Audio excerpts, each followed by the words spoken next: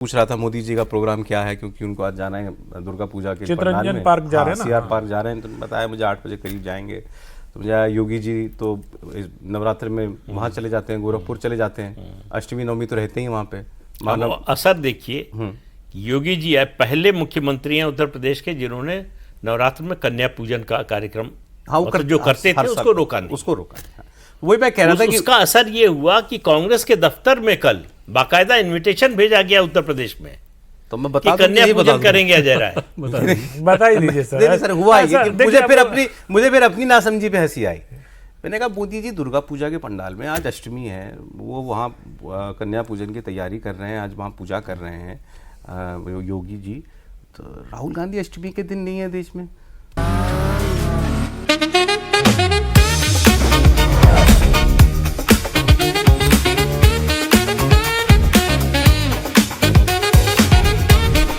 Pure technology that is built for your every sense. Acer Pure from Acer. तो इन्होंने बड़ी हैरानी से मेरी तरफ देखा, अष्टमी और राहुल गांधी। तो मैंने कहा मतलब भाई जब देश में माहौल बना हुआ है, अष्टमी क्या होती है, अभी दशहरा आएगा। हाँ, तो इन्होंने बोला क्या मतलब उनको। तो आप एक उदाहरण बताइए कोलंबिया जब में राहुल गांधी ने किसी हिंदू त्योहार पर बधाई दी हो। ये प्रदीप जी का बायस है। हाँ, कह सकते हैं आप। वो सर मैं मानने को तैयार सर, वो दत्तात्रेय ब्राह्मण है, वो दत्तात्रेय गोत्र है उनका, वो जनेऊ पहनते हैं कपड़े के ऊपर से, आप सब लोगों ने देखा होगा उसको। बावजूद इसके अगर आप उनका पूर्व निर्धारित कार्यक्रम भी हो सकता है। शोले फिल्म में याद आ रही है आपको? पूर्व निर्धारित ही कार्यक्रम होगा, हम तो कह रहे हैं। लेकिन हर बार टाइमिंग की बात है ना। आज बिहार में voter list final voter list आ गई। आपने 16 दिन की यात्रा बिहार में उसी मुद्दे पे की है। आज जिस दिन वोटर लिस्ट आनी है आप वहां नहीं है। अब 4-5 दिन में तो इलेक्शन ही अनाउंस हो जाएगा यार, हर अब बार वो पता नहीं 3-4 दिन बाद कब नेता ही करेगा। और सुनिए, अब चलिए ये भी कह लीजिए, अब वहां उनको रिसीव करने कौन गया था, या मतलब वहां उनसे साथ ही गए हो या वहां पहले पहुंच गए हो। सैम पित्रोदा अभी तो वो बोल रहे थे कि I feel at home in Pakistan.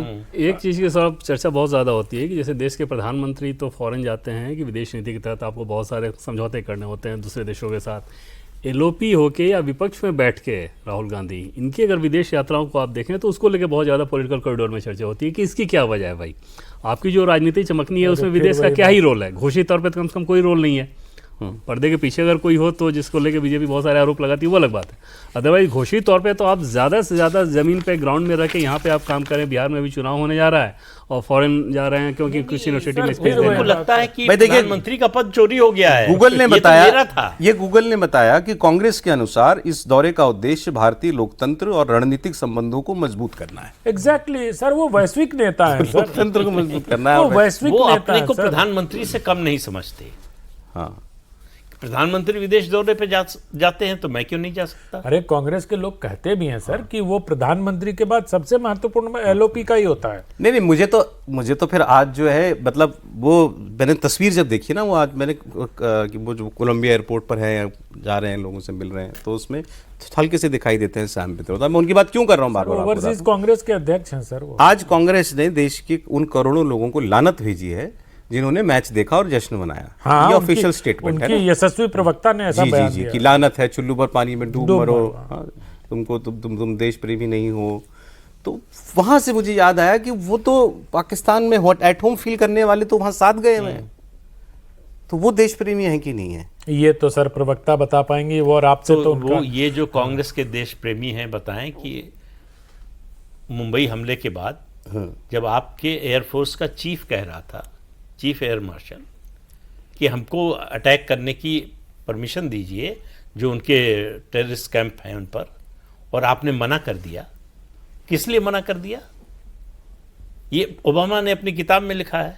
अरे इसलिए मना कर दिया कि बीजेपी को फायदा मिल जाएगा। कल चिदम्बरम साहब ने स्वीकार किया एक इंटरव्यू में कि हमको अमेरिका का दबाव था। हाँ, इसी वजह से हमने उस पर अटैक नहीं खुल के बोल दिया उन्होंने। खुल के बोला उन्होंने कि अमेरिका ने, और 1 साल के अंदर क्रिकेट मैच भी खेल लिया था उस वक्त। हाँ, पाकिस्तान से क्रिकेट मैच भी जो है वो, और वो जो कांग्रेस राज में ही वो बनाया ना कि मल्टीलेटरल टूर्नामेंट खेलेंगे, बाइलेटरल नहीं खेलेंगे। ये तो 2008 से ही चल रहा है। तो कांग्रेस पार्टी सच्चाई स्वीकार करती है भाई कि अमेरिका ने मना किया हमको कि हम नहीं अटैक कर सकते पाकिस्तान पर, और हम ओबीडियंट पार्टी की तरह हमने मान लिया उसको, क्योंकि हम इस रीजन में शांति कुछ चाहते डेटा हैं। आपको और देता हूं मैं, देवेंद्र जानते ही होंगे डेटा, आप सभी जानते होंगे। ये एक्चुअली शुरू किए थे इस टोन में बात करना प्रशांत किशोर ने, कि बीजेपी को देखो आधा हिंदू वोट दे देता है ऑलमोस्ट, बाकी आधा तो नहीं देता। बंगाल से शुरू। हाँ, तो वो उसको हमको जोड़ना है और नॉन हिंदू को, गैर हिंदुओं को जोड़ करके हमको करना है। तो डेटा जो देखिए बड़ा इंटरेस्टिंग है, ये बता रहा है 2024 का लोकसभा इलेक्शन जो बीजेपी के लिहाज से वीक इलेक्शन था, वीक इलेक्शन रिजल्ट, उसमें भी लगभग 50% से अधिक ही हिंदू वोट बीजेपी को मिला और कांग्रेस पार्टी को मिला 15 से 20% हिंदू वोट।